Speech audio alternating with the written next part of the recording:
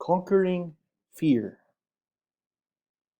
Every one of us will experience moments of apprehension and denial or trying to hide from it will do no good. When fear arises, ask yourself the following questions. Where does it come from? You know it isn't from God. Has God ever failed me in the past? Does He promise to meet all of my needs? Does He keep His promises? If we read the Bible, we'll find countless stories of God's faithfulness.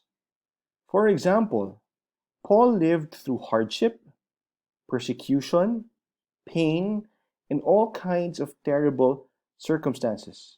The apostle wrote these well known words,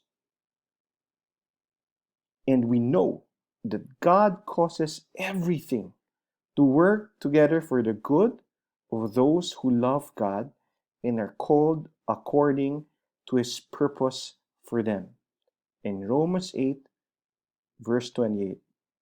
This testifies to the fact that for those who trust in Him, God turns every difficulty, loss, and separation into something for good. For Abraham, to Isaiah, to David, to Job, to Jonah, to Paul, to John, we see God's constant love and care for His people. His Word is a lamp that will give us clear guidance when circumstances are bleak. It offers the best direction we will ever find.